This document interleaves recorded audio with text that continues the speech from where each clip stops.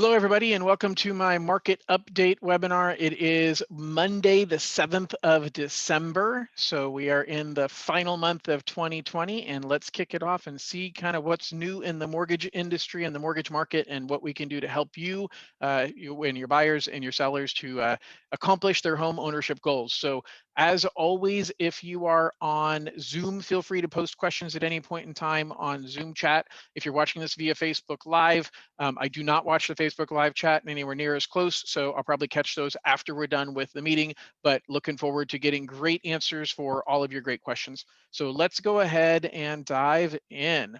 So first off, what am I going to talk about? We're going to talk about a few things. We're going to give you a rate update and talk about some important trends in interest rates. I'm going to discuss the 2021 loan limits. We'll talk about what the limits are, how to apply them, because it's a little bit different depending upon the loan program. So we'll discuss that. We're going to do a forbearance update so we can kind of see where we're at in forbearance numbers and what that means to kind of the future of people who are dealing with challenges related to COVID, because unfortunately this issue is nowhere near resolved. We're making progress, but nowhere near resolved. And then speaking of which, we're going to talk about the shutdowns that are going on and have been going on, and what I see in how this is going to impact self-employed borrowers for years to come. We're seeing more and more challenges going forward with self-employed clients and how COVID has impacted them. And I want to be really open about what those challenges are and how I think they're going to be impacted and what we need to pay attention to. And then finally, we'll talk about some additional guideline relaxations, a couple of things, small wins, but things that are continuing to prove that we're going the right direction in guideline changes, given how strict things had become after COVID had struck back in March and created the first set of shutdowns. So let's go ahead and dive in. Again, feel free to post any questions in the chat if you have questions as we go. So first of all, a rate update. Rates have held steady even with the volatility in the economy and the political volatility. What you're seeing here, I'll remind you of this chart, basically up is good. The higher this number, the lower interest rates are. Oh, what the heck just happened? Let's move this down again. All right, so the higher this number, the lower interest rates are. We've seen a lot of volatility. This goes back to August, and we saw rates go down, and they went up, and then they went down, and then they went up, and they've been bouncing around a bit. We are not at the best rate market that we had seen. The best we had seen the mortgage rate market, and I want to be careful about how I define this, the best we had seen was back in the middle of August. So a lot of people would look at this and say, oh my gosh, John, you've been lying to us all along because you said rates are holding pretty steady. And instead, what we're dealing with is you're showing us right now interest rates are higher than they were back in August. Well, that's only the amount of cost that a lender is paying to the mortgage market when they deliver the loans. But the profitability of mortgage companies is up significantly. And actually, I thought I had that in here. I do, right here. So here's what we're seeing. We're seeing huge profits from mortgage companies. And this is not because mortgage companies are trying to gouge consumers. It's really because they cannot handle the backlog. And I'll explain the profitability and how that plays out in just a second. But very simply, guys, rates have been pretty steady, and I'll show you more in a moment. My advice has not changed. If you are refinancing a home, you want to wait and lock your interest rate once you get further along in the process and we have your loan approval. It's still taking about 60 to 70 days to finish a refinance. Things are starting to free up a little bit, though. The backlog is not as bad as it used to be. So I see us being able to close refinances faster into the first part of the year. We'll see what the purchase market does, because there might be a lot of activity on the purchase side that slows down refinances again. But right now, I'm not worried about rates going up at all. So if you're refinancing, I definitely advise that you wait until you get a underwriting approval and we're closer to the time of closing. But let's talk about trends in interest rates right now. What you're seeing here is you're seeing what I'm going to describe as a very broken mortgage rate market. And what these lines represent, the orange line is interest rates and the blue line is the 10-year treasury. And you've seen back in June, the 10-year treasury came down and so did mortgage rates, and they've been moving pretty close to tandem with one another. They disconnected a little bit in August and September, but they disconnected a whole lot between October, November, and this first week of December. So let me give you more plain English of what you're looking at. In the last 2 months, we have seen the 10-year Treasury go up, but we have seen mortgage rates go down. That is not common that we see the 10-year Treasury go up and mortgage rates do not go up with them. But it's because at the beginning of the year, we saw 10-year Treasury rates drop so fast and mortgage rates didn't go down anywhere near as quickly. And I kept telling you guys over and over again that interest rates should be lower than where they are today. The reason why they're not is because lenders have no capacity. Simple supply and demand economics 101. If you have limited supply of a product, and there's a lot of demand, you raise your price. And it's not about making more profit that drives it. It's about slowing down the number of people that want to take advantage of your services. So on refinances, lenders have kept rates super high, on purchases still too, compared to what their cost is, compared to what lenders are paying. Their rates have been super high, which is shown in this chart right here. This is the profit margin of mortgage companies. Now you notice I don't have any scale over here. The purpose is not to show scale. The purpose is to show the movements. We saw pretty typical, hey, when rates start dropping, mortgage companies are more flush and they're making more profit. When rates start going up, they get more competitive. And in competition, they lower their margins to be what we've called margin compression, to be more competitive and pick up the small amount of businesses out there. Second quarter of 2020, margins shot way up through the ceiling because the cost of borrowing money dropped significantly and lenders did not pass that along. What we've seen is the margins come down some, but they really aren't anywhere near what they historically are. Like a lender would say, wow, the third quarter of 2019 was huge amount of profit, but we are significantly above that right now. There's room for rates to come down.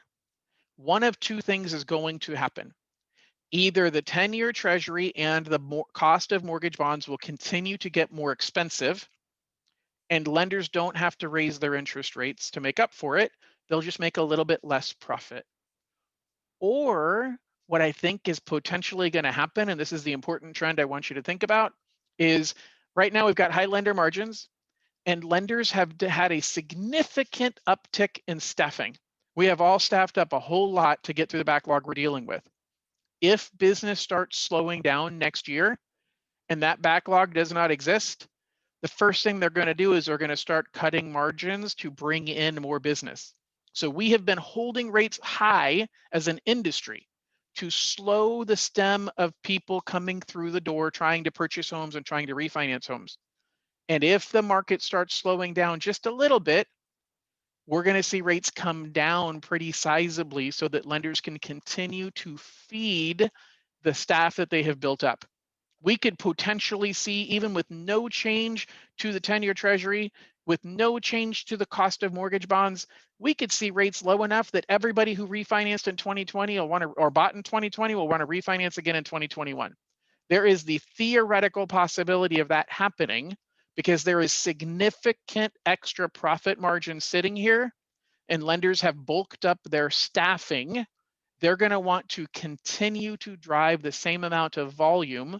The only wild card is if the 10-year Treasury and the cost of mortgage bonds skyrockets. Then yeah, we can keep rates pretty close to where they are, but it's not going to spur a lot more activity and it's not going to drive interest rates down.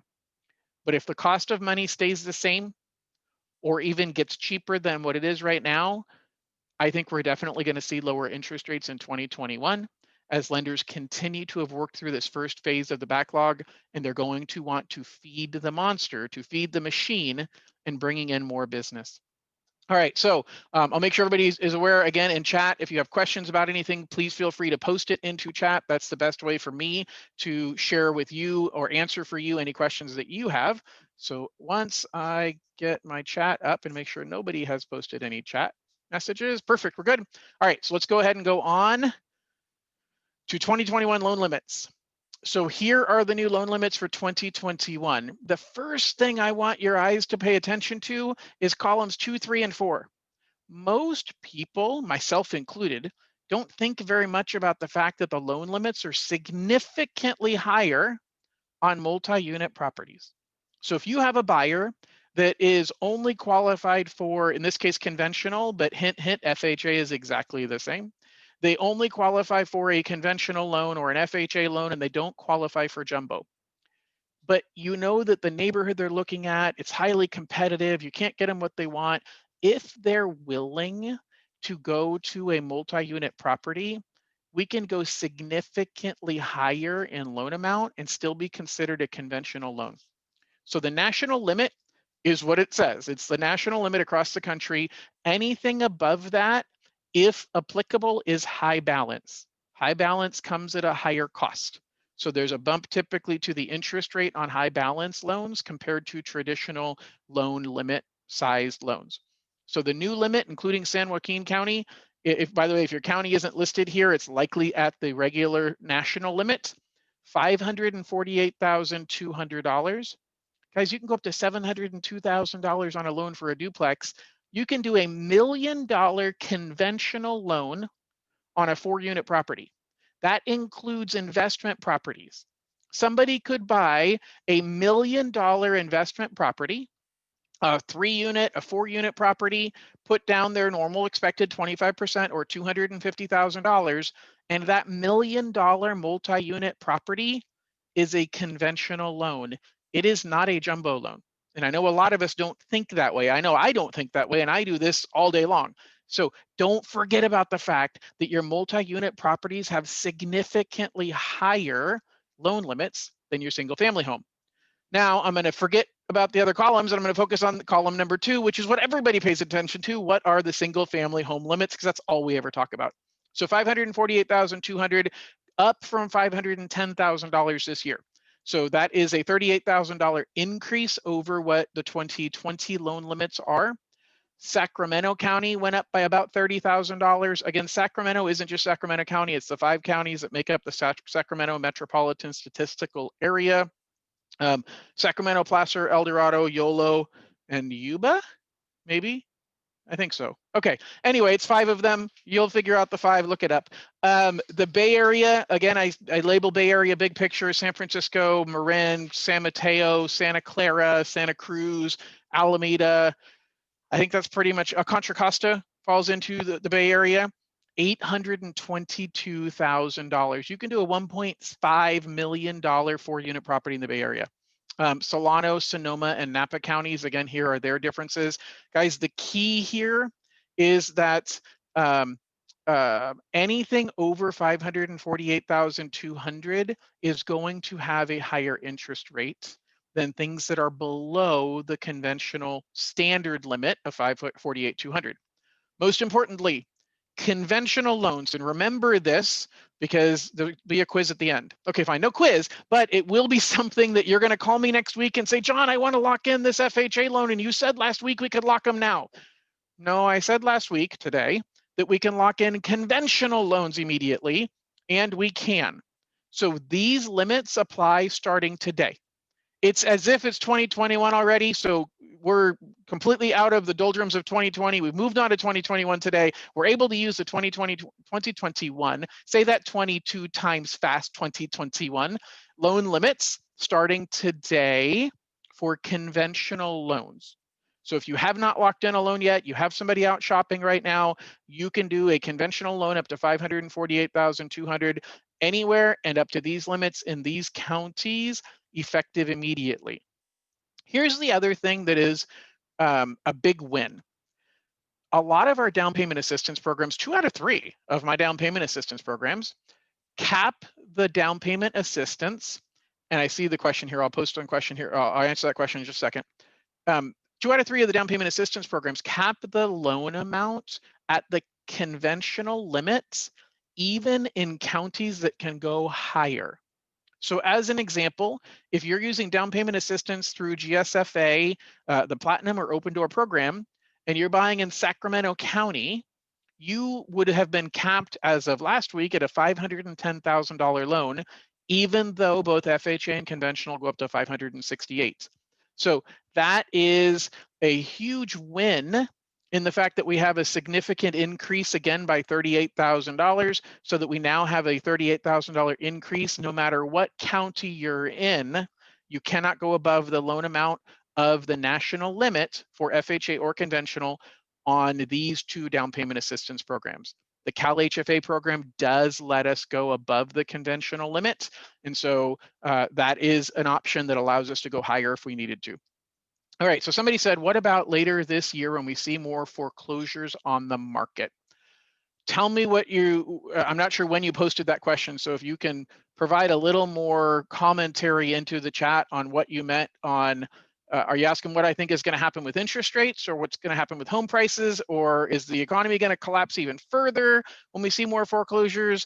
I'm not saying we're going to see more foreclosures. I'm taking your statements and repeating it, and I'll tell you my thoughts on that in a second. I'm actually going to move on to the FHA limits while you are hopefully posting whoever that user was that posted that question at 311. Oh, interest rates. Okay, cool. So what's going to happen later this year when we see more foreclosures on the market with interest rates? A couple of things. First of all, if we see a lot of foreclosures, that is not going to be good news for the economy.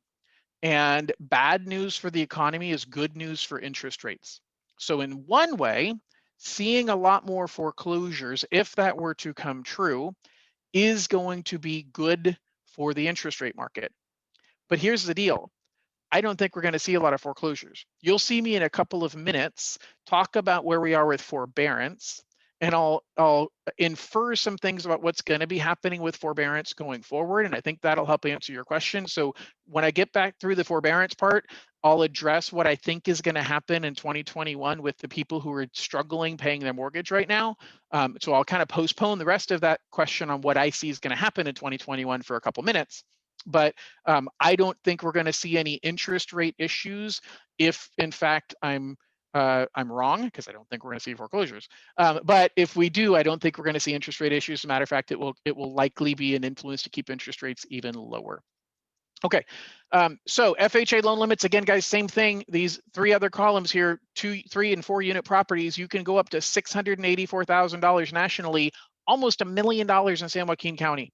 So FHA is more strict on their loan limits. So their national limit is significantly lower, which means a lot of counties fit into their stretch numbers. But remember, you get the best interest rates as long as the loan limit is less than the national limit of $548,000. So San Joaquin County has gone from $448,000 to $483,000. Sacramento $568,000 to $598,000. Everybody else went up some too. As a matter of fact, if anybody's keeping score at home, Calaveras County is the only non-winner. I actually caught it today when I was updating these numbers. Calaveras County's loan limit has not gone up for FHA since 2016. So at least statistically, the data says in Calaveras County, I don't know if they use median home price or average home price, whatever statistics they're using, the home price is not going up in Calaveras County. I hadn't really paid enough attention to that, but just kind of an interesting side note, if you're at a cocktail party and somebody asks you about when the last time the loan limits went up in Calaveras County for FHA, the answer is, for $100, 2016. All right, everything else has gone up this year, and I expect everything will continue to go up. Again, a little bit shocked that Calaveras County did not go up this year. Again, significant increases across the board. FHA loans cannot be locked using these new loan amounts until after the first of the year. FHA bases their loan amount on the case number assignment dates. So you're going to ask me this question later, I promise. I'm going to say, did you watch my video or are you on my call on the 7th? Because I explained all of this, but I'm going to go ahead and answer the question anyway when you ask me. John, can I go into escrow for a 30-day escrow on December 15th and close on January 15th? Because my client's okay waiting until the first of the year to lock their rate, but can you do everything else before that? The answer is, I cannot order an appraisal until I have a case number. I cannot pull the case number until January 3rd because the 1st is a Saturday and FHA system's not open. So I have to wait until January 3rd to pull a case number for FHA. Now, if you want to postpone your appraisal contingency until giving us enough time after January 3rd to get the appraisal ordered, placed, and returned, great. But just recognize I can't get very far in the loan process. Now, if you started December 15th, you gave me a 45-day escrow with a 30-day loan and appraisal contingency, no problem. Because that really is a 30-day escrow with a 15-day loan and appraisal contingency starting January 1st. But just recognize my timelines for the things that matter. I cannot order the appraisal. I cannot lock the interest rate. I cannot get the file underwritten until after January 1st. So if you start a contract using these numbers before January 1st, you've got to base all your timelines on me starting everything on January 3rd. I hope that makes sense. Again, guys, feel free to post into chat if you have any questions about this. Otherwise, I will move on. Forbearance update. So here's the chart you guys have seen most of the time when I do these calls, and we've seen forbearances go up significantly. We started obviously at the middle of March when they announced it, and March 25th was when forbearances first became available.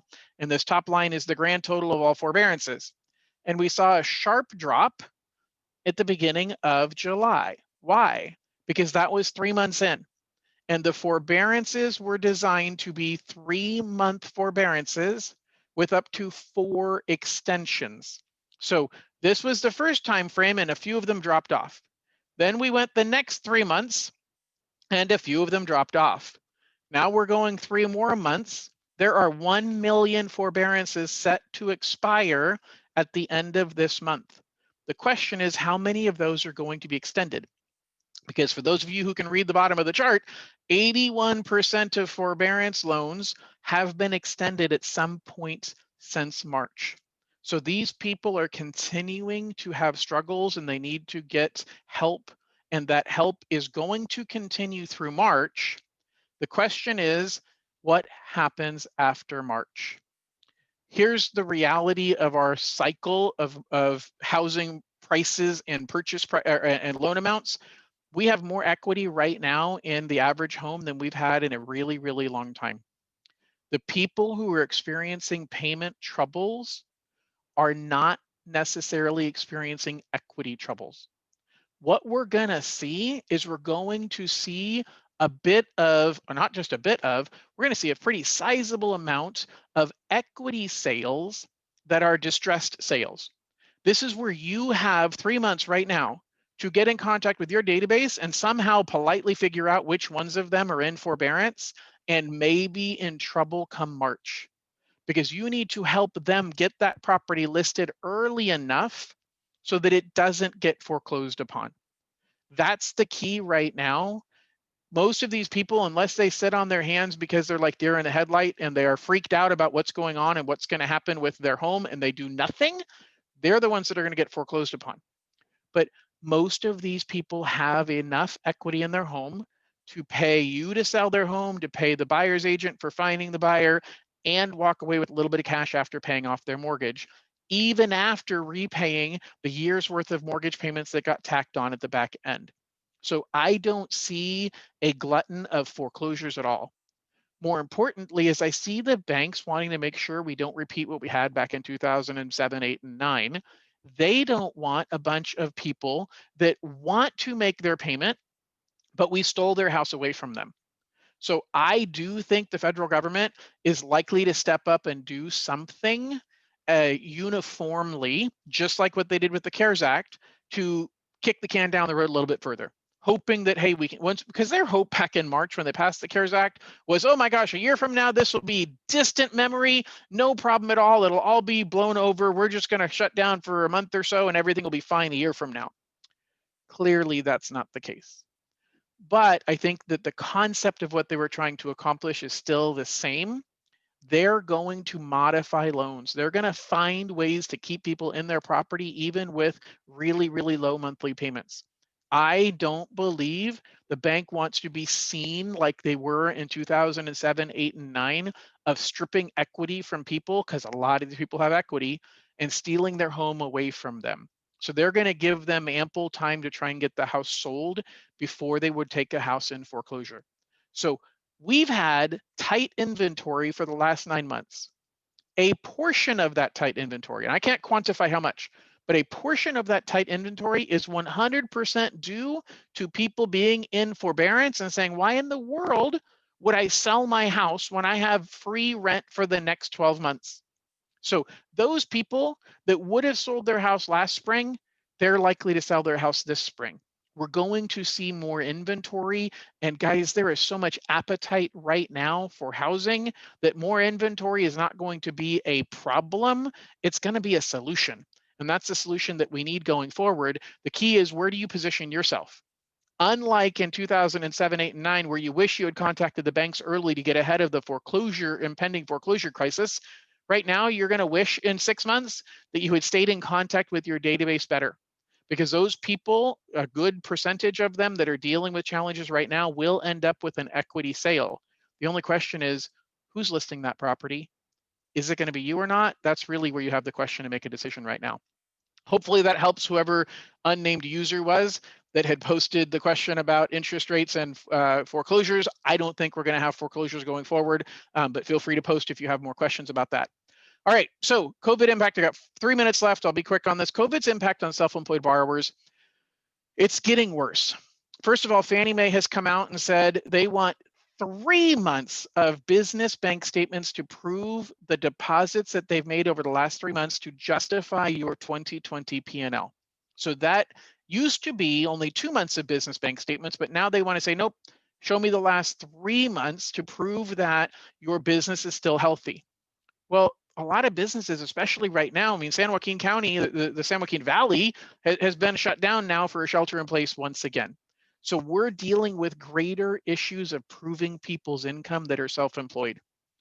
On top of that, we've got the double whammy of PPP funds. So the PPP funds were designed to help you make payroll and to pay your payroll expenses and keep your rents paid so that you can survive. But I'm not allowed to count the PPP funds as revenue on your profit and loss. I'll give you a super simple example.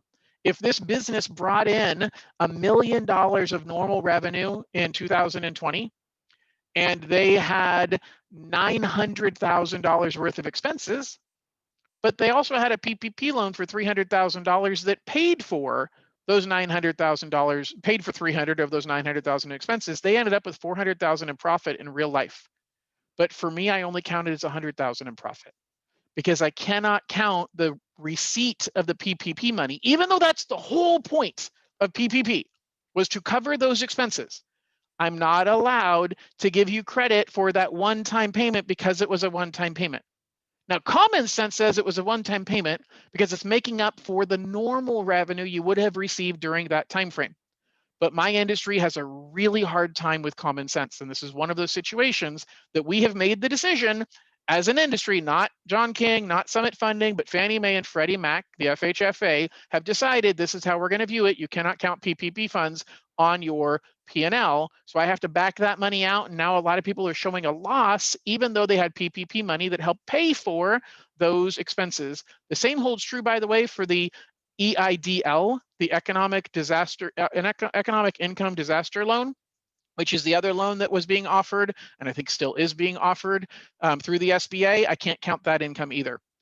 I can't ignore time that a business was shut down this year. So I'm going to run a couple minutes over, guys. If you need to bail, I go for it, and I apologize. But I think this is important for you to understand. If you are an employee of a business, and that business was shut down for 6 months, and it is December 1st, then there's 11 months in the year, the business was shut down for 6 months, I get to count your income for this year, knowing that you only worked 5 months. Cool. Then I take your total amount of income divided by 5 months. You're on track. You're making your 20 bucks an hour for every one of those months. We're perfectly fine. The employee, the salaried person, the hourly employee, I can ignore the time that the business was closed from their income calculation. But I can't apply the same logic to the business owner. The business owner, if they were shut down for 6 out of 12 months, they might have produced even more revenue on average during the 6 months they were open, but they were shut down for the other 6 months of the year. I have to take what their total profit was for the year and divide by 12 months. So we are significantly punishing, and I don't mean to take this dramatic of an opinion, but guys, it is painful right now, the conversations I'm having with self-employed people, because they're talking about their staff and how their staff is qualifying for mortgages, and I'm telling them they don't qualify. And it's true. Like, the system is broken right now and we need to understand it. I don't know how we fix it, but awareness is the first thing. We got to make sure we help explain to our self-employed borrowers about these challenges. So the second round of shutdown that's happening right now and going forward could create even more issues in 2021. So let me summarize this by saying, here's what you have to recognize. I have to look at the very least, the most recent tax year and how much profit you made in the most recent tax year. Well, guess what? The 2022 buyers, their most recent tax year was 2021, and the 2021 buyers, next month, the 2021 buyers, their most recent tax year for a self-employed person was 2020. That tax return is going to stink.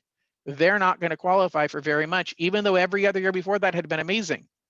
I can't ignore 2020 until at least spring of 2022 when they file the 2021 taxes, assuming they qualify for a conventional loan where I'm using only 1 year of historical income for the self-employed person. But if they're doing FHA, VA, or a jumbo loan, I have to have 2 years of tax returns, which means it's not until spring of 2024 before I'm going to have 2 clean years. And that assumes 2021 is a clean year. And at this point, that's up for grabs. How long is it going to take for things to normalize? They're certainly not going to normalize by January 1st. So we've got some challenges for self-employed people going forward, and I need to make sure you're aware of that and preparing them. That doesn't mean they shouldn't try, but it just means they need to be prepared for the challenges ahead of them. Finally, guys, real quick, a couple of guideline relaxations, things that we can celebrate. Summit funding, this is some of it's Summit funding. The first one is anybody with over a 620 credit score, there are no overlays at all. We can do anything that Fannie Mae and Freddie Mac say. We can do anything that FHA says. We can do anything that VA says. So no overlays on debt to income ratio, no overlays on down payment amount, because there had been quite a few.